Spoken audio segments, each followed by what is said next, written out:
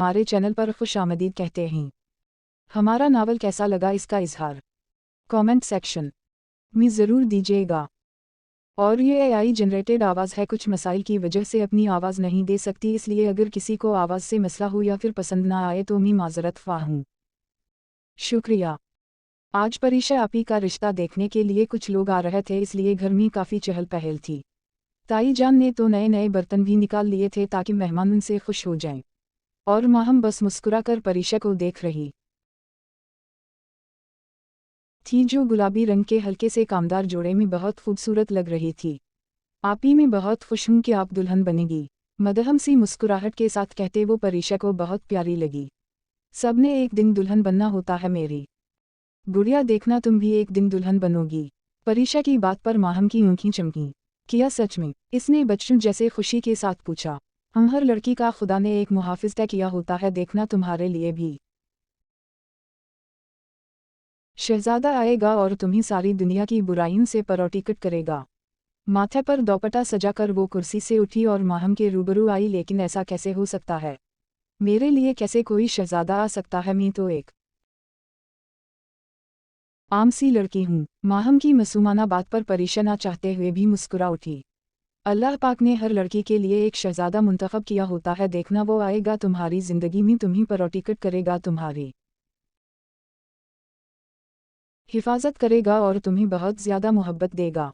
अपने हाथों से इसके बाल संवरती परीक्षा उसे समझा रही थी। परीक्षा ने इसे बिल्कुल मुंह की तरह पाला था, बिल्कुल वैसे जैसे एक मुंह अपनी औलाद को पालती है। ये हमाद साहब की फैमिली थी, जिनकी बीवी समी बेगम थी। उनके 3 बच्चे थे। बड़ी 25 साला परीक्षा हमाद, उसे छोटी 22 साला मरियम हमाद और उनका एक 18 साला बेटा था अरसलान हमाद और माहम हमाद साहब के छोटे भाई की बेटी थी 20 साला माहम। खूबसूरती की मिसाल इसकी गहरी बौरती आँखें बहुत खूबसूरत थीं। उसके साथ इसकी सफ़ेद गंदमी रंगत वाकई एक शहजादी ही लगती थी।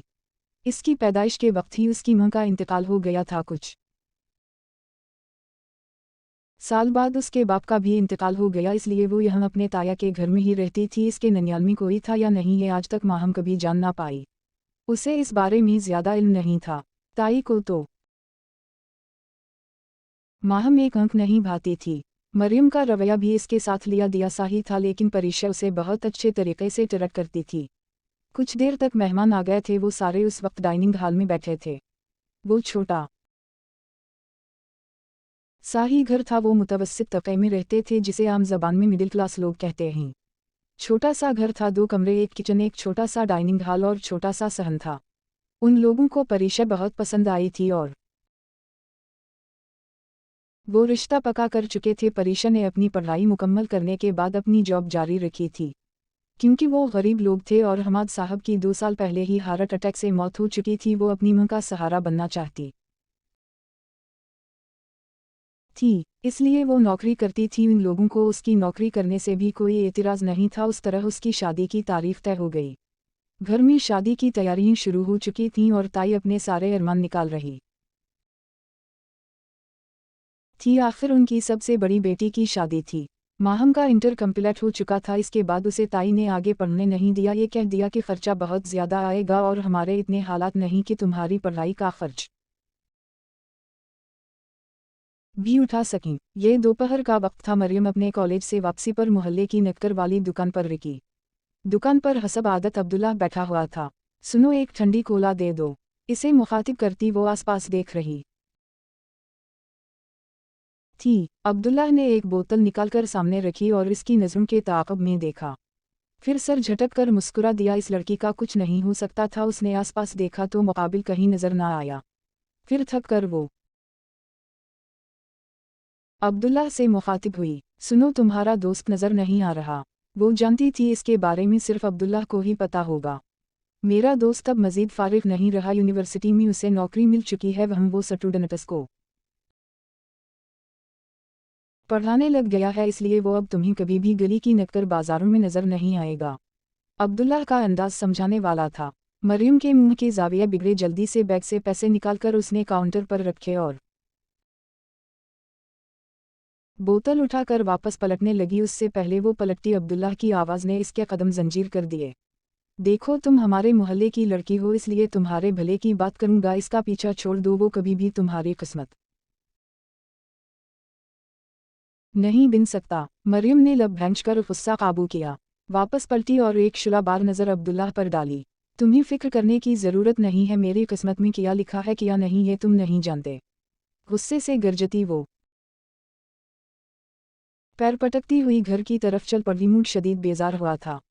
वो आज कहीं नज़र नहीं आया था, इसलिए दिल बुझ सा गया था। वो घर में दाखिल हुई तो अम्मा और परीशा आपी बाजार का चक्कर लगा कर आई थीं, और माहम खुशी से परीशा के सारे कपड़े देख रही थी जो उसके जहीज़ में जाने थे। मरियम का दिल मज़ीद वीरान और उदास हो गया, उसे बहुत ज़्यादा गुस्सा आ रहा था। वो सीधी कमरे में आई, बैग टेबल पर रखा और बना यूनिफॉर्म चेंज किए ही बेड पर लेट गई। आंखों के सामने दो काली संजीदा आंखें नुमाईं हुईं और मरियम के चेहरे पर एक आसूदा सी मुस्कान नमूदार हुई। हाय ना जाने ये मोहब्बत क्यों इंसान को हो जाती है, लेकिन हो जाए तो फिर इंसान को कहीं का नहीं छोड़ती। वो बुड़बड़ाई और फिर लेटे लेटे ही सो गई। आज इतवार का दिन था। वो एक बार फिर बहाने से दुकान तक आई, और आज इसकी सोच के अन मुताबिक वो शख्स वहीं बैठा था, अब्दुल्लाह की दुकान के बाहर बेंच पर, और अखबार की सुर्खियों पर नज़र दौड़ा रहा था। इसे देखकर मरियम को ना जाने क्यों इतनी खुशी हुई कि हद नहीं। अब्दुल्लाह ने उसकी नज़रों के ताक़ब में देखा और बस नफ़ी में सर हिलाकर रह गया। ये लड़की अपनी हद से बढ़ रही थी, और जो हुदूद क्रॉस कर जाए फिर उनके हिस्से में खसारे आते हैं। वो यकटक मुकाबिल को देख रही थी, जिसकी काली आँखें उस वक्त अखबार पर मरकूज थीं। उसने एक बार भी चेहरा उठाकर मरियम को देखने की जहमत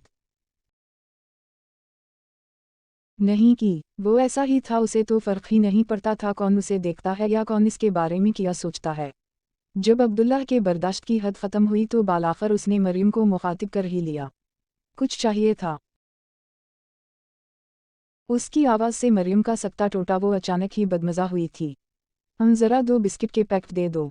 100 का नोट उसकी तरफ बढ़ाते हुए वो आँखों ही आँखों से जैसे अब्दुल्लाह को सालिम निगल लेना चाहती हो, यकीना उसे अब्दुल्लाह का टोकना नागवार गुजरा था। लेकिन अब्दुल्लाह को कुछ खास फर्क नहीं पड़ा। 2 बिस्किट के पैकेट और बकिया पैसे इसके हवाले करते हुए उसने एक नज़र बेंच पर बैठे उस शख्स को देखा। मरियम ने बुझा दिल के साथ वो दोनों चीज़ें पकड़ लीं, और एक आखिरी नज़र बेंच पर बैठे इस वजूद पर डालकर वो पलट गई। उसके जाने के बाद अब्दुल्लाह दुकान से बाहर निकल कर आया और उस शख्स के साथ बैठा। तुमने इस लड़की की जुर्रत देखी है भरे बाजार में? तुम्हें कैसे तार रही थी? इसे इतनी भी शर्म नहीं कि यहाँ सारे मोहल्ले वाले उसे अच्छे से जानते हैं, कोई इसकी हरकत पर उसके किरदार पर उंगली भी उठा सकता है। अब्दुल्लाह के लहजे में दबा दबा गुस्सा था, लेकिन मुकाबिल ने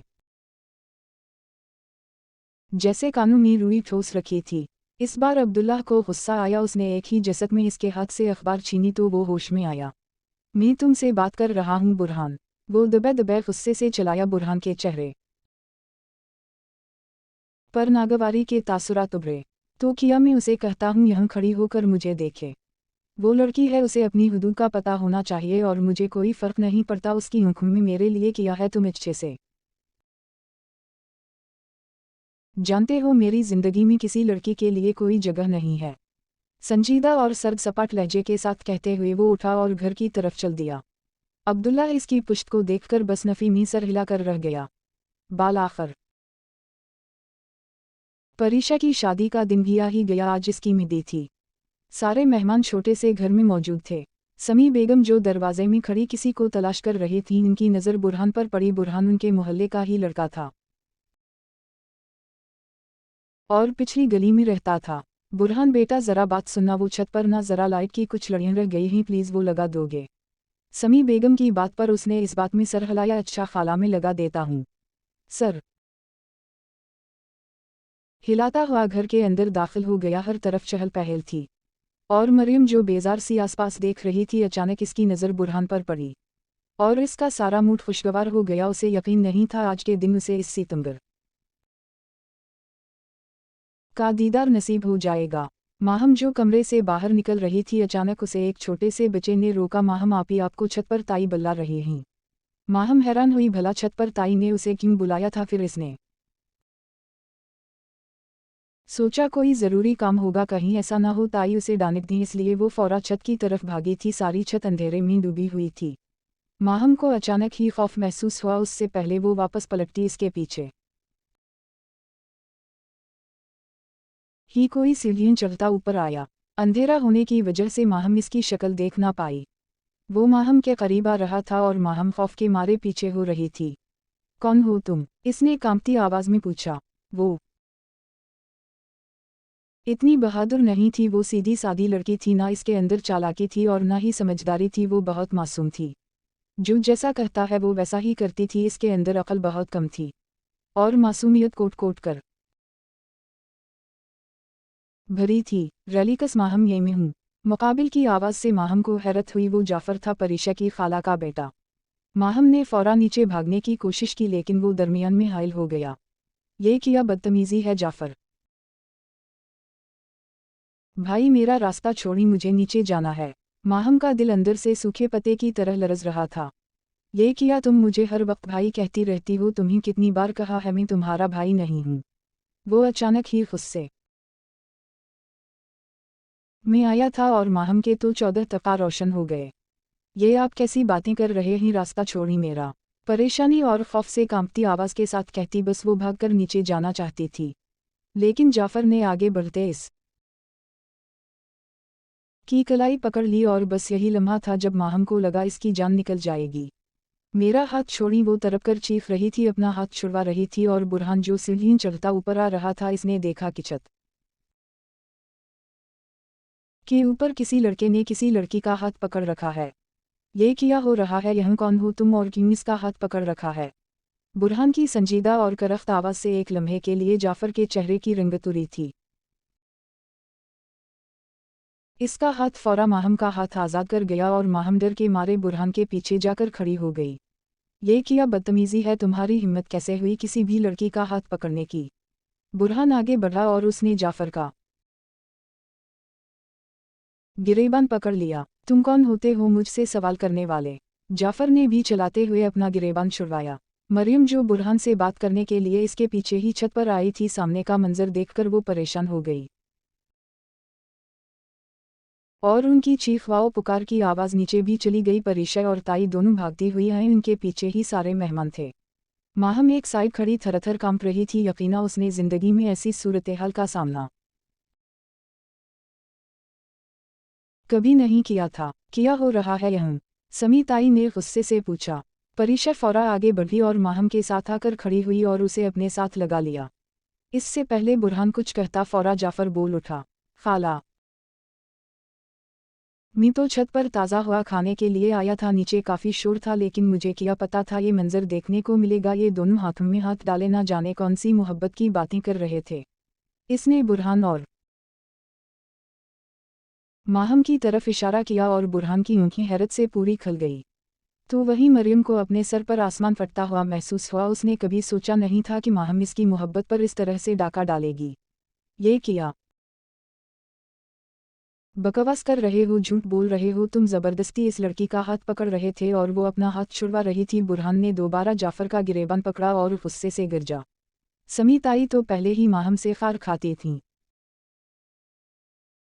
इन्हें इतना गुस्सा आया कि हद नहीं। बस उन सब में मेरे भांजे का कोई कसूर नहीं, यकीना ये सब किया धरा इस माहम का ही होगा। ये तो है ही मनहूस, उसने कसम खा रखी है कि ये हमारी इज्जत का जनाजा निकाल कर ही रहे गी। ताई ने गुस्से से एक तमांचा माहम के मुंह पर दे मारा और परीशा तो भौंचा कर रह गई। अम्मी, इसकी गम में डूबी आवाज़ निकली। यही सच है खाला, ये तो है ही बदकिरदार। जाफ़र ने दोबारा माहम के किरदार के परख चेहराना चाहे और माहम को समझ नहीं आ रही थी वो क्यों भरे मजमे में रसू हो रही है। उसने तो कुछ किया ही नहीं था। ये सब झूठ है खाला, आपने तो मुझे कहा था कि ऊपर जाकर लाइट की लड़ियाँ लगा दो, मैं तो वही लगाने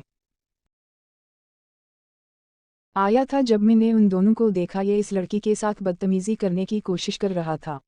बुरहान ने दोबारा उनको वजाहत देनी चाहिए, लेकिन समी ताई कुछ सुनने के मुंह में कहाँ थी। बस बहुत हो चुका, अब तुम अपने गुनाहों का पर्दा डालने के लिए झूठ बोल रहे हो। समी ताई बराह रास्त बुरहान से बोलीं और बुरहान ने हैरत से इस औरत को देखा। आखिर लोग सच्चाई पर यकीन क्यों नहीं करते? आजकल के वक्त में सच्चाई साबित करना तो झूठ साबित करने से ज़्यादा मुश्किल है। सारे मेहमान चामगुइया करना शुरू कर चुके थे। ओह ये ख़ानदान तो है ही बदकिरदारों का, हम ना जाने कि हम अपने बेटे का रिश्ता कर रहे थे। ये परीक्षा की ननद थी। बस बहुत हो गया, हम अभी और उसी वक्त रिश्ता तोड़ रहे हैं। ये परिश्ते की सास थी और ताई को लगा जैसे किसी ने उनका सांस रोक दिया हो। अरे बहन मेरी बात तो सुनिए, मेरी बेटी नहीं है इसलिए ऐसी है, वरना मेरी बेटी तो बहुत अच्छी हैं। समी ताई तो भौंचा कर रह गई, लेकिन वो लोग रिश्ता तोड़कर जा चुके थे। ताई का बस नहीं चल रहा था माहम की जान निकाल दी, लेकिन वो तो दरमियान में परीक्षा थी जिसने माहम को अपने हिसार में छुपा रखा था। बस अम्मी बहुत हो चुका, इन लोगों ने अपने औकात दिखा दी। एक छोटी सी बात की वजह से वो लोग रिश्ता तोड़कर चले गए। अच्छा हुआ ऐसी जगह मेरी शादी ही नहीं हुई। परीक्षा बहुत अच्छी और मुस्बत सोच की मालिक थी, इसलिए उसे इस रिश्ता टूटने से कोई ज्यादा फर्क नहीं पड़ा। आए हाय, तुम्हें क्या पता अगर लड़की की शादी एंड शादी वाले दिन टूट जाए तो कितना बड़ा मसला बन जाता है। बाद में रिश्ते नहीं आते, लोग 100 बातें सुनाते हैं और इस लड़की ने हमें कहीं मुंह दिखाने के काबिल नहीं छोड़ा। ताई का तो बस नहीं चल रहा था माहम का गला घूंट दी। मैं सच कह रही हूँ ताई, जाफर भाई मुझसे बदतमीजी करने की कोशिश कर रहे थे, लेकिन ताई कहाँ कुछ सुनने के मूड में थी। सारे मोहल्ले में इस तमाशे की खबर हो चुकी थी, यहाँ तक कि बुरहान की मां को भी पता चल गया। अगली सुबह का आगाज हो चुका था। बुरहान की मां साजिदा बेगम इसके सामने बैठी थी। तुम ऐसे ही एक लड़की के किरदार को मशकूक बनाकर वहाँ से चले आए, तुम्हें हो गया है बुरहान, तुम्हें इस लड़की की हिफाजत करनी चाहिए थी। बुरहान ने हैरत से अपनी मां को देखा। तो मैं क्या करता अम्मा, मैंने उन सबको सच बताने की कोशिश की, कोई मेरी बात पर यकीन ही नहीं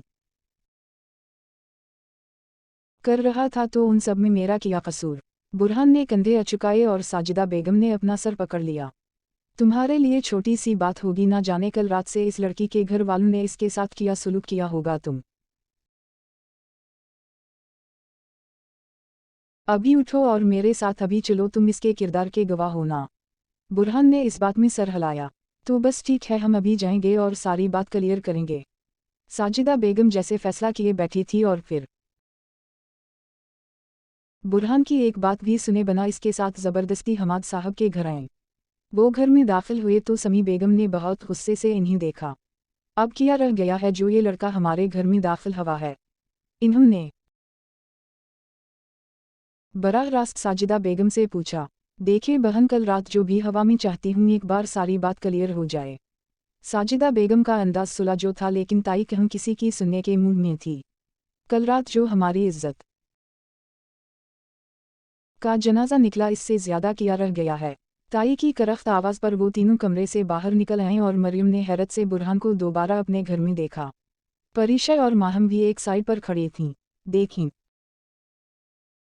आपकी बेटी बेगुनाह है और इसका सबूत मेरा बेटा खुद है। उसने खुद अपनी आंखों के सामने इस लड़के को आपकी बेटी के साथ बदतमीजी करते देखा है। आपकी बेटी का किरदार पाक है, इस बात की गवाही तो मेरा बेटा भी दे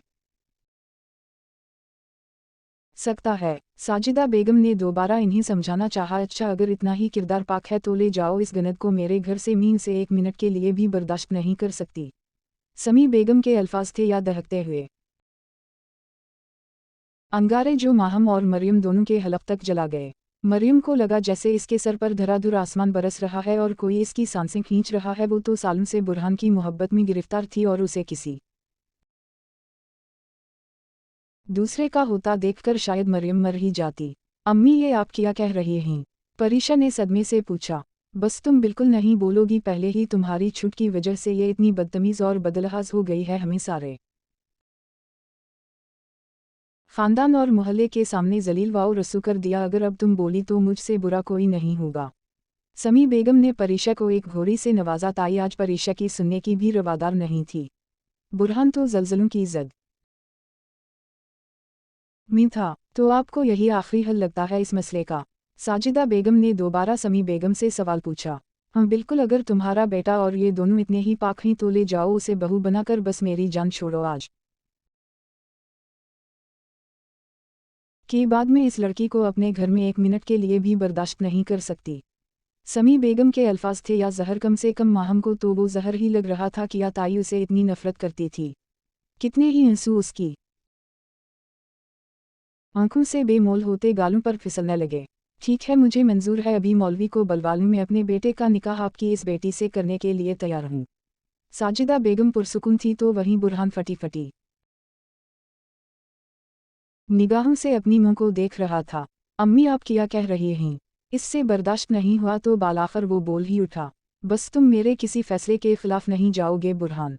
साजिदा बेगम ने उसे इतनी सख्ती से वारन किया कि वो खामोश हो गया। मैं जो भी फैसला कर रही हूँ तुम्हारी बेहतरी और भलाई के लिए ही कर रही हूँ। अगर तुम मुझसे प्यार करते हो या तुम्हारे दिल में मेरे लिए ज़रा भी इज्जत है तो तुम्हें वही करना होगा जो मैं कह रही हूँ। साजिदा बेगम ने जैसे बुरहान के पैरों में जंजीर डाली थी, उसने सिर्फ एक नज़र माहम को देखा जो नज़रें जगाए अपने हिंसू साफ कर रही थी, और दूसरी नज़र इसकी मरियम पर गई जो आंखों में हैरत, बेबसी और तकलीफ लिए बुरहान को देख रही थी। दोनों की नज़रें टकराईं और मरियम ने फ़ौरन अफीमी सर हिलाया जैसे कह रही हो, प्लीज़ ये मत करना। इन दोनों के बाद बुरहान की नज़र अपनी मुंह पर गई जिनकी आंखों में मान था किया वो अपनी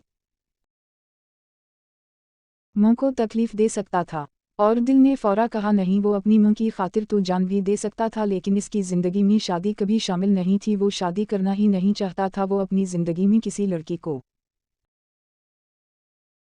शामिल करना ही नहीं चाहता था, लेकिन अब वो मजबूर हो चुका था। आधे घंटे बाद ही मौलवी साहब आ चुके थे। परीशा ने इसके सर पर लाल दोपट्टा ओढ़ा, वो जो अपने निकाह के लिए लाई थी। गुड़िया, फिक्र मत करना, मुझे पूरी उम्मीद है जो शख्स कल रात तुम्हारी हिफाजत कर सकता है वो सारी ज़िंदगी तुम्हारी हिफाजत करेगा। बस याद रखना, अब से वही शख्स तुम्हारा सब कुछ है, वही तुम्हारा मुहाफिज है, कभी भूलना मत। परीशा मुस्कुराहट के साथ उसे समझा रही थी और कुछ बातें माहम के दिमाग में पड़ रही थीं, कुछ दिमाग के ऊपर से गुजर रही थीं, और मरियम जलते हुए अनगारों पर लौटपोट हो रही थी।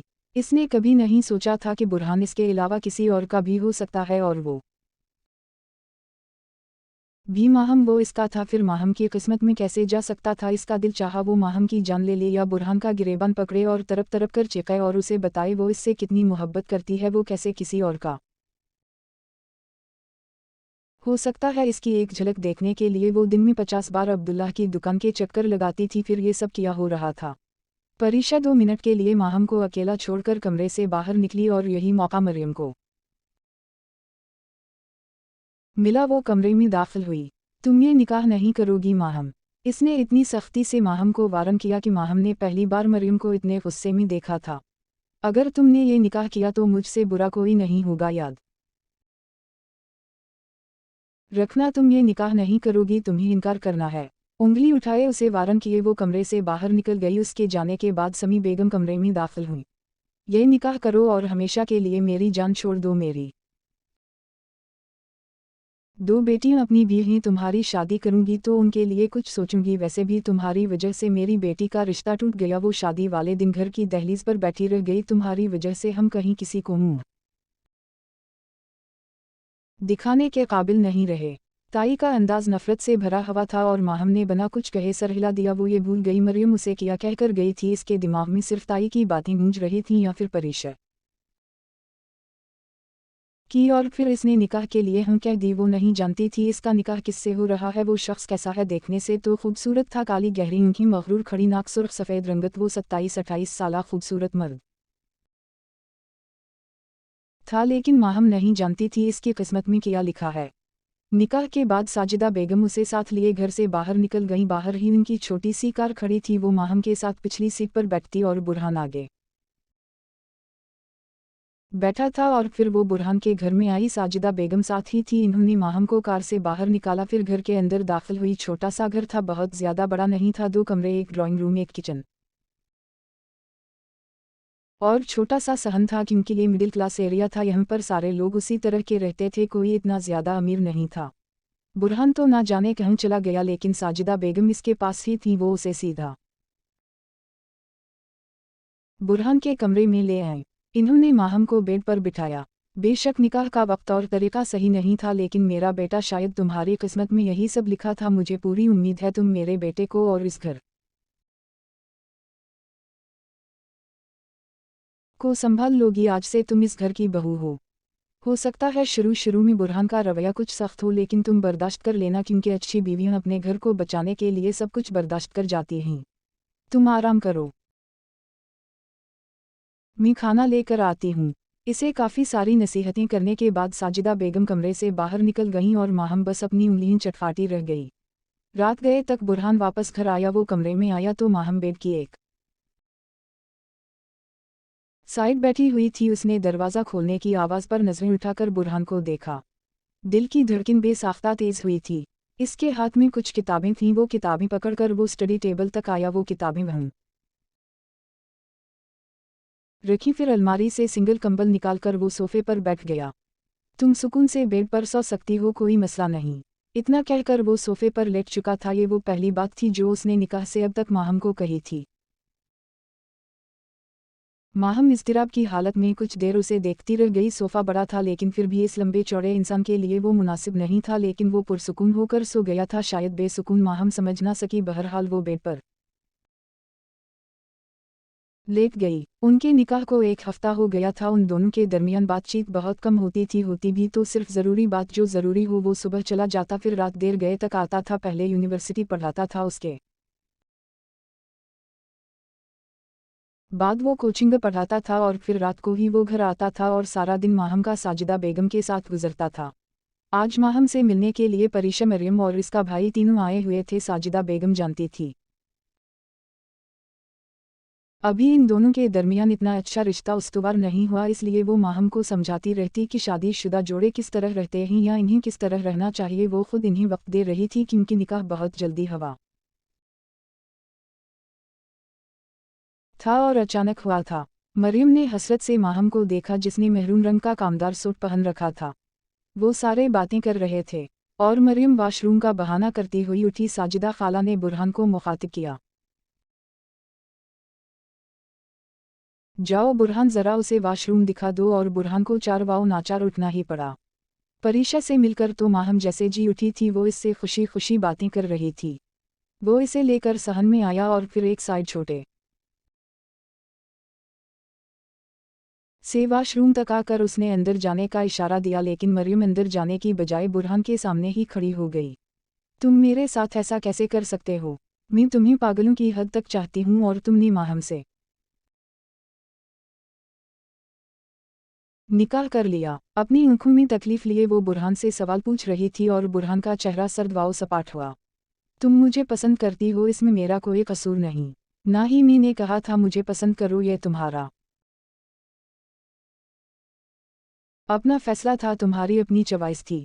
कोई पसंद आ जाए तो इसका मतलब ये नहीं कि ज़बरदस्ती इसकी ज़िंदगी में शामिल होने की कोशिश करो। और जहाँ तक रही बात माहम से निकाह करने की, तो मैंने अपनी खुशी से नहीं किया। सारे हालात तुम्हारे सामने थे, लेकिन उन सब के बाद मेरी ज़िंदगी में किसी दूसरी औरत की कोई जगह नहीं। ना ही मुझे तुम कभी अच्छी लगी, ना मैं तुम्हें पसंद करता हूँ, तो मोहब्बत तो बहुत दूर की बात है। बेहतर होगा मुझे भूल जाओ और अपनी ज़िंदगी में आगे बढ़ो। बुरहान ने जैसे आज इसकी हर उम्मीद को ख़त्म कर दिया। वो वापस पलट गया और मरियम तकलीफ़ की ज़ियादती के साथ इसकी पुश्त को तकती रह गई। आज उसे जो थोड़ा बहुत बुरहान पर मान था वो सब ख़त्म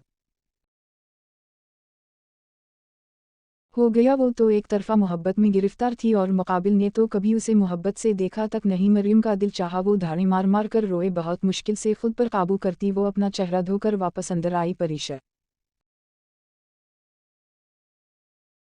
ने देखा इसका सारा चेहरा सुर्ख हो चुका था, आंखें भी सुर्ख हो रही थीं। मेरी तबीयत ठीक नहीं, आप ही वापस घर चलते हैं। इसने फ़ौरा परीशा को मुखातिब किया। परीशा फ़ौरा उठ खड़ी हुई। हाँ ठीक है। इसे भी मरियम की तबीयत ठीक नहीं लग रही थी। वो माहम से मिलते वापस चले गए। ये महफिल बर्खास्त हुई। खाना वो सब एक साथ बैठकर ही खाते थे। खाना वो खा चुके थे, इसलिए माहम कमरे में आई तो बुरहान हमेशा की तरह आज भी सोफे पर बैठा अपनी मोबाइल में बिजी था। माहम का दिल चाहा इससे पूछे कि क्या इसके और मरियम के दरमियान कोई बात हुई है, लेकिन फिर खामोश रही। एक झिझक आ रही थी। वो बेड के किनारे पर ही टिक गई। कितने ही पल बुरहान को देखती रही और बुरहान अपने चेहरे पर मुसलसल पड़ने वाली नज़रों की तपिश महसूस कर सकता था। उसने चेहरा उठाकर माहम को देखा, फिर सवालिया आई बरू चुकाई जैसे पूछ रहा हो कुछ कहना है। माहम को समझ ना आई वो क्या बात है, कुछ कहना चाहती हो? संजीदा और सपाट लहजे के साथ उसने खुद ही सवाल कर लिया। वो मैं आगे पढ़ना चाहती हूँ। ना जाने कैसे और कब दिल की बात इसके लबों तक आ ही गई, हालांकि वो ये बात नहीं करने वाली थी। तुमने अम्मी से पूछा? बुरहान ने बना हैरान हुए दूसरा सवाल किया और माहम हैरान हुई। उसे साजिदा बेगम की बात याद आई। उसने साजिदा बेगम को भी बताया था वो आगे पढ़ना चाहती है, इन्होंने कहा था बुरहान से पूछ लेना अगर उसे कोई एतराज़ नहीं तो इन्हें भी कोई एतराज़ नहीं। इन्होंने कहा कि अगर आपको कोई एतराज़ नहीं तो इन्हें भी कोई एतराज़ नहीं होगा। माहम ने आहिस्तगी से झुके सर के साथ जवाब दिया। कितने ही पल बुरहान इसका चेहरा देखता रह गया। ठीक है, मैं सुबह यूनिवर्सिटी का फॉर्म ला दूंगा, उसे फुल करना, फिर तुम्हारा एडमिशन करवा दूंगा। सादगी से जवाब देते वो दोबारा मोबाइल में गुम हो गया और माहम ने बेहद हैरत और बेयकीनी से चेहरा उठाकर उसे देखा। उसने एक बार भी किसी कस्म का कोई सवाल नहीं पूछा, फौराहम कर दिए। एक पल के लिए माहम का दिल जैसे मसरूर सा हुआ। वो दोबारा एकटक उसे देख रही थी। बुरहान ने उसकी तरफ देखा। अब क्या है, सोना नहीं है, लाइट बंद कर दो। वो चढ़ ही गया तो माहम होश में आई, फौरा बेड से उठी और कमरे की तेज लाइट बंद की। वो बेड पर आकर लेट गई। किन अखियों से वो अभी भी बुरहान को देख रही थी, जो अब मोबाइल साइड पर रखता हवा सोफे पर नीम दराज हो चुका था। वो मुसलसल माहम की नज़रें अपने आर पार होती महसूस कर चुका था। माहम की नज़रों में इसके लिए इज्जत थी और अकीदत थी, जो बुरहान ने वाज़ेह महसूस की थी, लेकिन फ़िलहाल इसकी ज़िंदगी में किसी लड़की की कोई जगह नहीं थी। वो तो ये भी नहीं जानता था इस निकाह का इख्तिताम कैसा होगा, लेकिन अपनी मां की खुशी के लिए वो कर चुका था। अगले दिन बुरहान ने उसे फॉर्म ला दिया और माहम ने वो सारा फॉर्म फुल कर दिया। इसके बाद बुरहान ने खुद उसे उसी यूनिवर्सिटी में एडमिशन दिलवाया जहां वो खुद पढ़ा रहा था, और 1 माह बाद ही वो बुरहान के साथ यूनिवर्सिटी जाना शुरू कर चुकी थी। वो गाड़ी में ही इसे मुख्तलिफ हिदायत दे रहा था। ज़्यादा किसी पर यकीन करने की ज़रूरत नहीं, किसी से घुलने मिलने की भी ज़रूरत नहीं, कोशिश करना, कम से कम दोस्ती करना। यूनिवर्सिटी लाइफ में दोस्तियाँ करना ज़्यादा मुफीद नहीं होता। इसकी कितनी ही बातें थीं जो माहम के सर के ऊपर से गुजर रही थीं, वो बस इस बात में सर हिला कर रह गई। उनकी एक क्लास बुरहान लेता था, बाकी दूसरे प्रोफेसर्स लेते थे। इसे यूनिवर्सिटी आए सिर्फ 1 हफ्ता हुआ था। इसे पढ़ाई के लिए कुछ नोटिस की ज़रूरत थी। वो क्लास में बैठी हुई थी और अपने साथ बैठी लड़की से नोटिस का पूछ रही थी, जब पिछली रो में बैठे लड़के ने उनकी बात सुनी। तुम्हें कौन से नोटिस चाहिए, मुझे बता सकती हो, मैं तुम्हें दे दूंगा। इसने अचानक ही माहम को मुखातिब किया और कुछ पल के लिए माहम शल हो गई। उसे समझ ना आई वो लड़के को क्या जवाब दे, फिर ओके कहकर वो चेहरा वापस पलट गई। इतने में बुरहान क्लास में दाखिल हो रहा था। बुरहान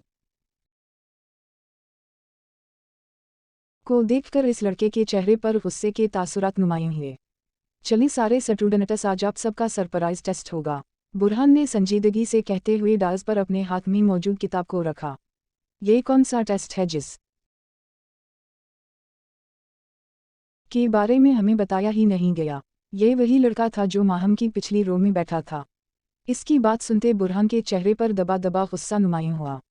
शायद आपने गौर से सुना नहीं, मिस्टर बिलालमी ने कहा, ये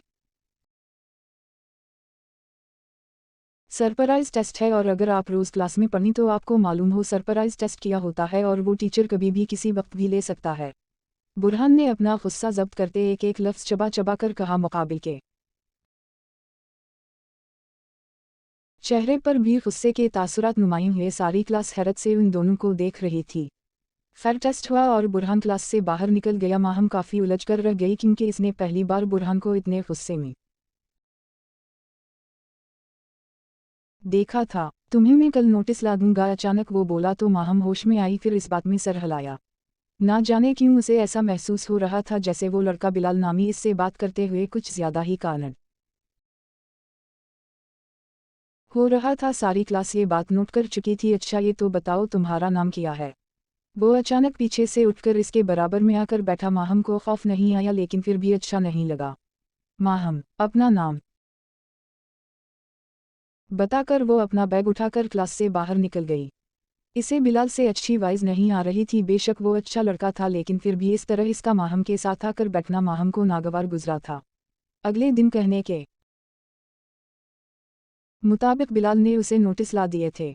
वो जानबूझकर या अपनी मर्जी से माहम के साथ बैठने लगा था। 2-3 दिन तक ये बात बुरहान ने भी नोट की थी और आज तो बुरहान के सब्र की हद ख़त्म ही हो गई थी। वो अपने ऑफिस से बाहर निकला तो उसे ग्राउंड में माहम बैठी नजर आई। बिलाल इससे कोई बात कर रहा था। ना जाने क्यों बुरहान को बहुत गुस्सा आया। शायद वो इसके निकाह में थी इसलिए ये गुस्सा आ रहा था। जो और जैसा भी था वो इसकी बीवी थी और बिलाल का कोई काम नहीं था उसकी बीवी के आसपास भटकने का। बिलाल ने अपने हाथ में मौजूद नोटिस माहम की तरफ बढ़ाए। वो 2-3 दिन से हर सब्जिकट के नोटिस माहम को लाकर दे रहा था और माहम झिझकते हुए पकड़ लेती थी। वो ग्राउंड से बाहर निकला तो बुरहान माहम के पास आया। ये तुम इससे क्या बात कर रही थी? इसने काफी गुस्से से पूछा। माहम घबरा ही गई क्योंकि इसने बुरहान को आज से पहले इतने गुस्से में नहीं देखा था। कुछ नहीं, बस वो नोटिस दे रहे थे, मैंने ले लिए।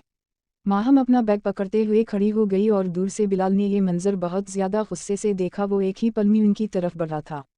तुम्हें नोटिस चाहिए तो मुझे बताओ, मैं तुम्हें खुद ला कर दूंगा।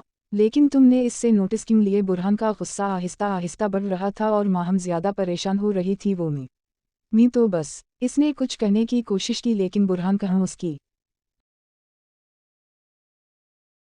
सुन रहा था। आज के बाद तुम किसी लड़के से कोई बात नहीं करोगी और खासकर इस लड़के से तो बिल्कुल नहीं। तुम्हें कोई भी पढ़ाई में मसला हो, कोई नोटिस चाहिए हो, मुझे बताओगी या तुम भूल गई हो तुम्हारा शौहर इस यूनिवर्सिटी का प्रोफेसर है? गुस्से में कब उसके मुंह से तुम्हारा शौहर निकला उसे खुद अंदाजा ना हुआ और बिलाल दूर से देख सकता था। वो गुस्से से माहम पर बरस रहा था और बिलाल के अंदर जैसे किसी ने आग लगा दी। माहम की आंखों में मोटे मोटे आंसू आ गए। वो कहाँ बुरहान के इस रवैये की आदी थी। बुरहान तो इससे बात ही बहुत कम करता था। अगर करता भी था तो सपाट लहजा, कभी गुस्सा नहीं किया था और मोहब्बत तो उसने आज तक बुरहान के लहजे में देखी नहीं थी। वो अपना चेहरा झुका गई और बुरहान का फ़ोन बजने लगा। वो मोबाइल फ़ोन पर बात करता ग्राउंड से बाहर निकल गया। उसके जाने के बाद दोबारा बिलाल इसके पास आया। क्या हवा, तुम रो क्यों रही हो? किसी ने कुछ कहा है? मुझे बताओ। वो बुरहान से भी ज्यादा गुस्से में था। माहम मजीद उलझ गई। फिर नफीमी सर हिलाया। वो तुम्हें क्या कह रहा था? अचानक ही बिलाल को माहम के आंसू तकलीफ देने लगे। कौन? वो हैरान हुई। वही प्रोफेसर जो तुम पर अपनी धुन ऐसे जमा रहा था जैसे तुम इसकी प्रॉपर्टी हो। बिलाल का चेहरा गुस्से से सुर्ख हो चुका था और माहम हैरान हो रही थी। वो बुरहान के बारे में इस तरह गुस्से से बात क्यों कर रहा है? नहीं, ऐसा कुछ नहीं है। वो तेजी से वहां से भागने के चक्कर में थी और बुरहान जो अभी ग्राउंड के एंड पर ही खड़ा था उसने दोबारा बिलाल को माहम से बात करते देखा तो इसका जब्त जवाब दे गया। वो वापस पलटा और उन दोनों तक पहुंचा। एक ही लम्हे में माहम का हाथ पकड़ लिया उसने। शायद पहली बार माहम का हाथ पकड़ा था। माहम ने हैरत से अपनी कलाई इसके हाथ में देखी। वो शुलाबार निगाहें लिए बिलाल को तक रहा था और इसकी ये हरकत बिलाल के जिस्म में जैसे जहर भर गई। मैं अभी क्या कहकर गया था तुम्हें समझ नहीं आती? बराह रास्त माहम की आंखों में झानकता। वो दबा दबा सा गराया। इससे ज्यादा बिलाल की बर्दाश्त नहीं थी। तुम होते कौन हो माहम से इस तरह बात करने वाले, और इसका हाथ किस हैसियत से पकड़ रखा है? बिलाल का तो दिल चाहा बुरहान का हाथ ही तोड़ दे और इसकी बात पर बुरहान के चेहरे पर एक जख्मी मुस्कुराहट नमूदार हुई। माहम तो उन दोनों को इस तरह देखकर परेशान हो गई। वो दोनों एक दूसरे को आंखों ही आंखों से निगल लेने के दर पे थे। तो तुम्हें ये जानना है कि ये मेरी क्या लगती है तो सुनो। इसने अचानक ही माहम को पीछे किया और आगे बढ़ा और फिर बिलाल की आंखों में अपनी आंखें गाड़ी। माहम मेरी बीवी है, सिर्फ एक फ़िक्रा। और बिलाल को लगा किसी ने उसके जिस्म से रूह खींच ली हो। आज के बाद मेरी बीवी से 100 फीट की दूरी पर रहना। उंगली उठाए उसे इतनी सख्ती से वारन किया कि बिलाल की गिरे उनकी खून छलकाने लगे। अगले ही पल वो पलटा और माहम का हाथ पकड़े वो सीधा यूनिवर्सिटी की पार्किंग में आया क्योंकि यूनिवर्सिटी की छुट्टी का टाइम हो चुका था। उसे गाड़ी में बिठाया। अपना गुस्सा काबू करता वो ड्राइविंग सीट पर बैठा और गाड़ी को यूनिवर्सिटी से बाहर निकाल लिया।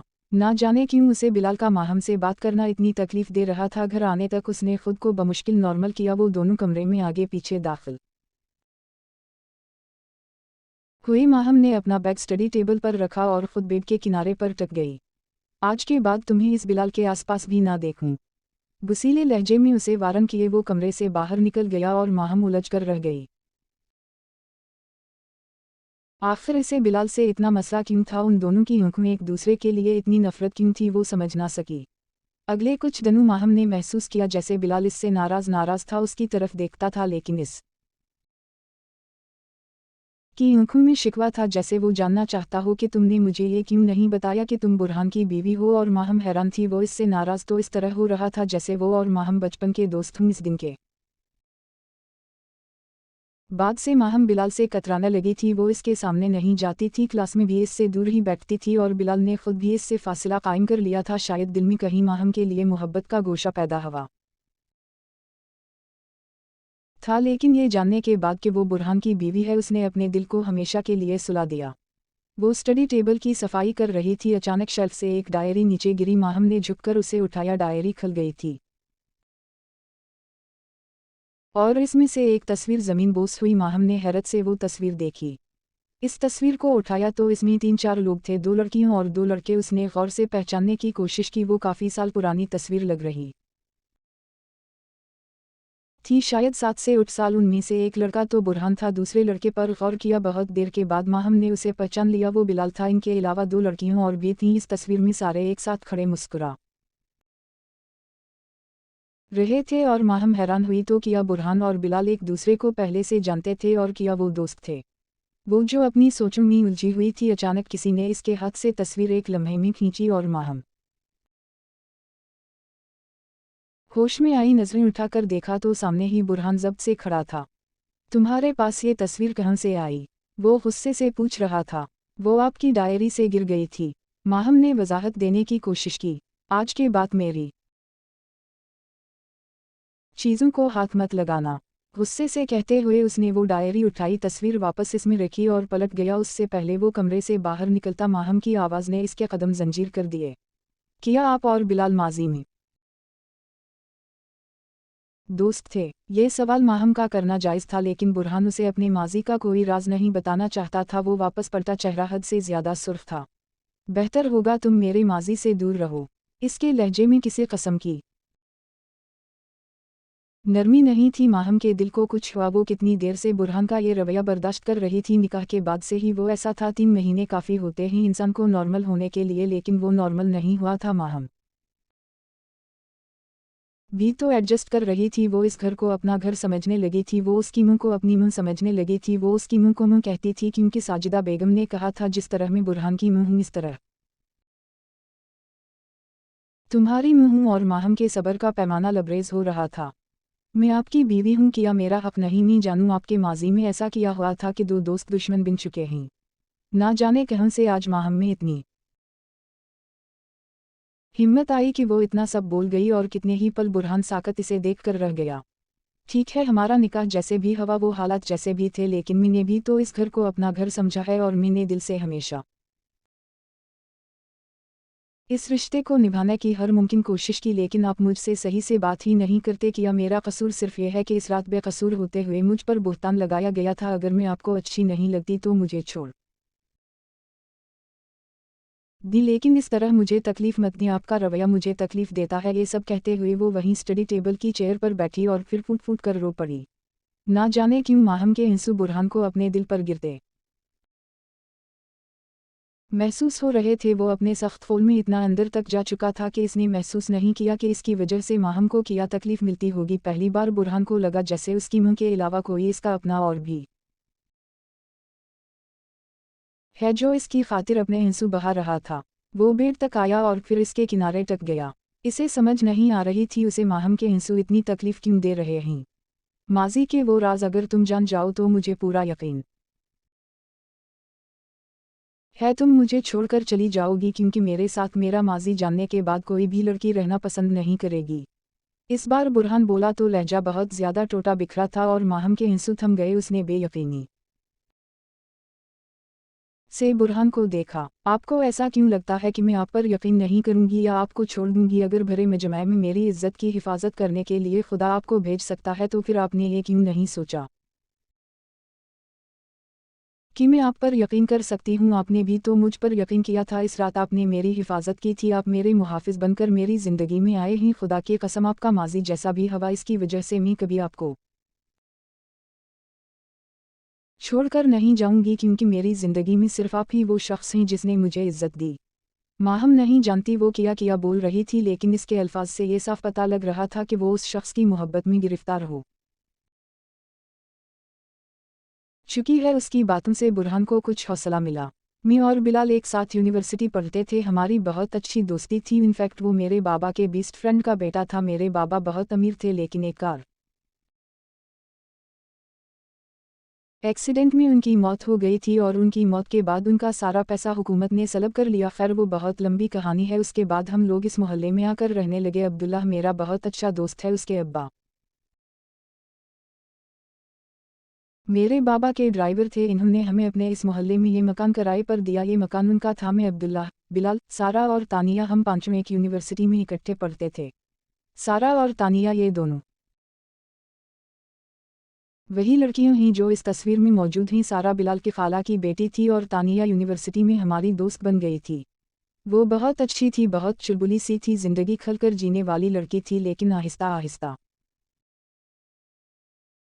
वो दोस्ती को मोहब्बत समझने लगी और एक दिन उसने मुझसे कहा कि मुझसे मोहब्बत करती है, लेकिन मैंने कभी ऐसा नहीं सोचा था। मैं उसे सिर्फ दोस्त समझता था। मैंने इसे समझाया, तानिया, ये मुमकिन नहीं है, क्योंकि वो बहुत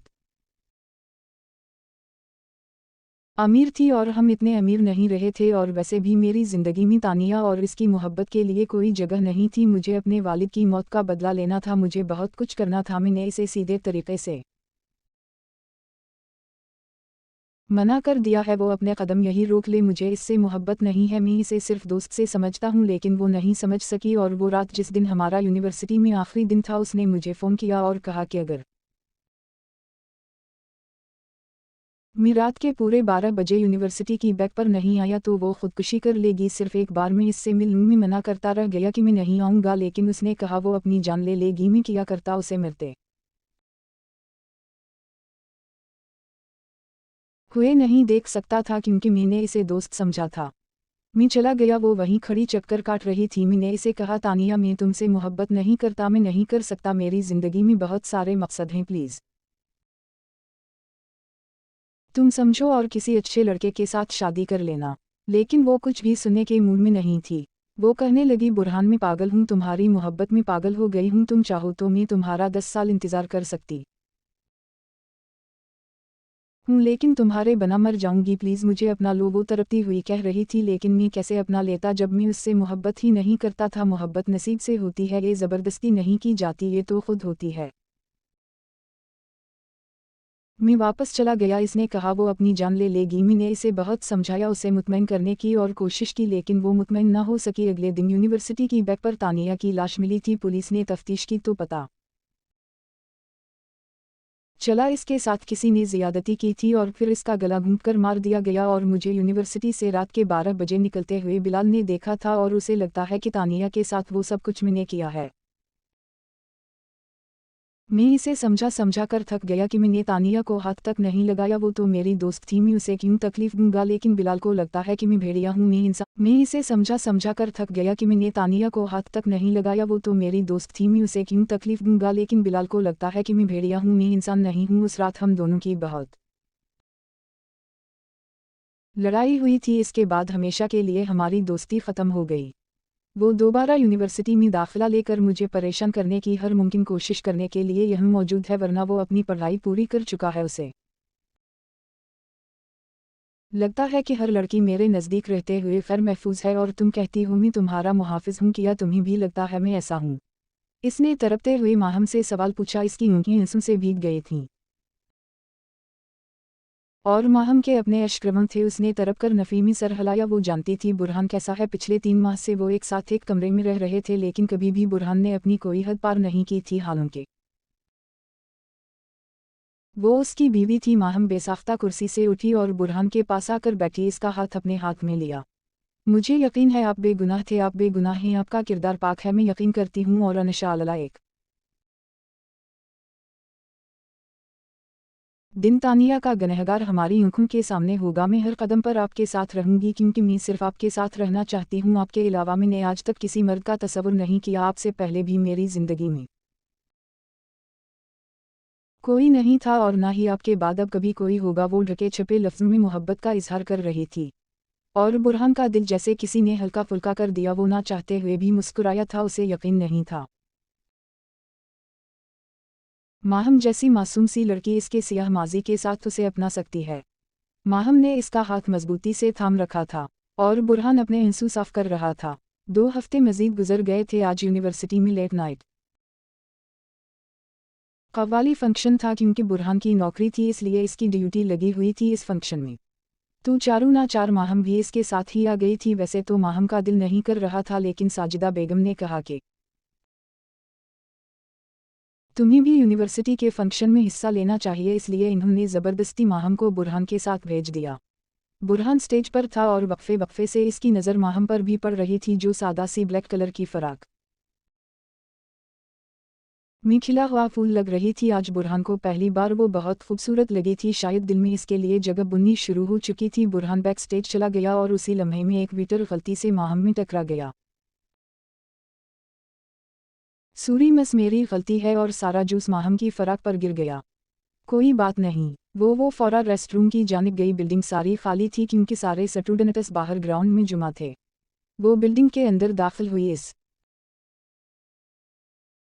से पहले वो वॉशरूम की तरफ जाती अचानक सामने से प्रोफेसर साद आते नजर आए। माहम को सरता पैर देखा। एवरी थंग ओके मस माहम, इन्होंने माहम को पुकारा। यस सर, वो गलती से कपड़ों में जूस गिर गया है, बस वही साफ करने जा रही थी। माहम अपने ही ध्यान बता रही थी, लेकिन अचानक ही साद ने इसका बाजू पकड़ा और माहम वो भौंचा कर रह गई। सर ये के बदतमीजी है, मेरा बाजू छोड़ी। इसने अपना हाथ छुड़वाने की कोशिश की। एक बात तो बताओ, ये तुम बुरहान के इतने आगे पीछे क्यों घूमती हो? वो काफ़ी दिनों से नोट कर रहे थे कि माहम 24 घंटे बुरहान के आसपास ही रहती है और माहम के चेहरे का रंग सफ़ेद पड़ा। ये कैसा सवाल है आपको इस बात से किया? लेना देना माहम को समझ ना आई वो क्या कहे, क्योंकि नफरत करता हूँ मैं इस बुरहान से, जिसे देखो हर वक्त बुरहान के गिन गाता है। यूनिवर्सिटी की सारी लड़कियां बुरहान के पीछे पागल हैं और जो लड़की बुरहान को पसंद करती है फिर वो मेरी पसंद बन जाती है। वो तानिया भी मेरा ही शिकार थी और इल्ज़ाम बुरहान पर लग गया, मगर फिर भी वो इस यूनिवर्सिटी में मौजूद है। ना जाने इस प्रोफेसर को बुरहान से इतना क्या मसला था। उसने एक ही लम्हे में माहम का मुंह दबोचा और माहम लरज़ कर रह गई। छोड़ी, कोई है, मुझे बचाओ, वो चीखने चलाने लगी। बिलाल, जिसने माहम को बिल्डिंग के अंदर जाते हुए देखा था, वो नामहसूस अंदाज में माहम के पीछे ही भागा, क्योंकि उसे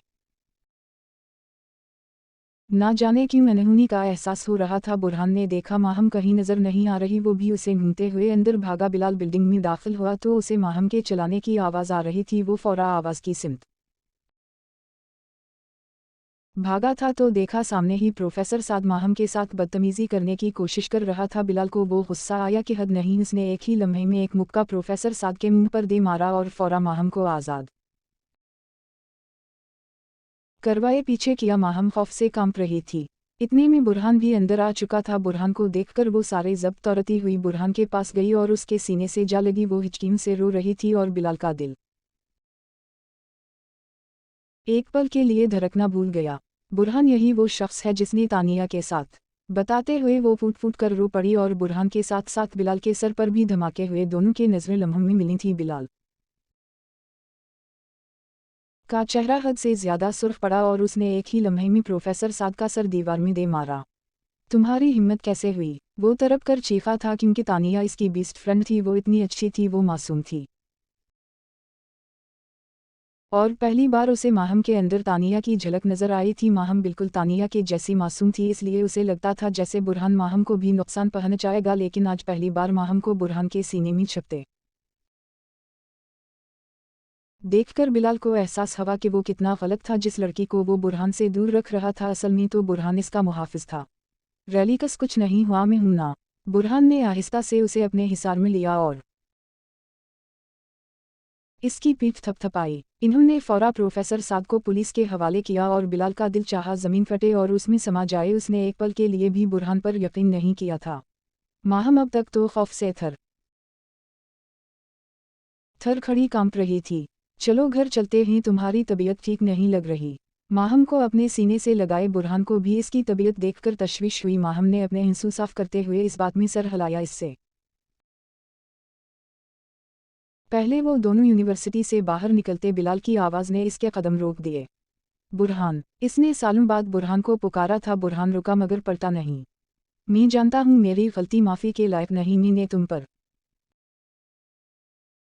शक किया, लेकिन किया करता। तानिया मेरे लिए दोस्त कम बहन ज़्यादा थी। मैंने हमेशा उसे अपनी बहन समझा था और कोई भी भाई अपनी बहन के साथ ऐसे जुल्म पर खामोश नहीं रह सकता। इस रात जो मैंने देखा इस पर यकीन कर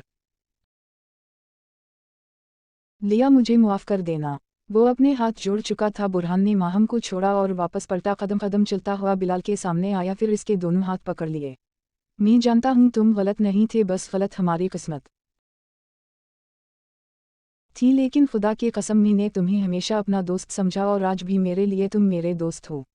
बुरहान की बात पर बिलाल ने हैरत से अपना चेहरा उठाए उसे देखा, फिर बेसाख्ता आगे बढ़ा था और बिलाल इसके गले लग गया। बुरहान को लगा जैसे सालों बाद किसी ने उसके जिस्म में सुकून उतारा है। खुदा की कसम, इस प्रोफेसर को मैं इतनी बुरी सज़ा दिलवाऊंगा कि तानिया की रूह पुरसुकून हो जाए और हर इस लड़की के साथ इंसाफ हो जो तालीमी इदारों में गैर महफूज रहती हैं, और खुदा हर लड़की को तुम्हारे जैसा मुहाफिज शौहर दे। बात के आखिर में वो मुस्कुराया था। बुरहान भी मुस्कुरा उठा। फिर इसके बाद वो वापस पलटा। माहम का हाथ पकड़कर उसने गाड़ी में बिठाया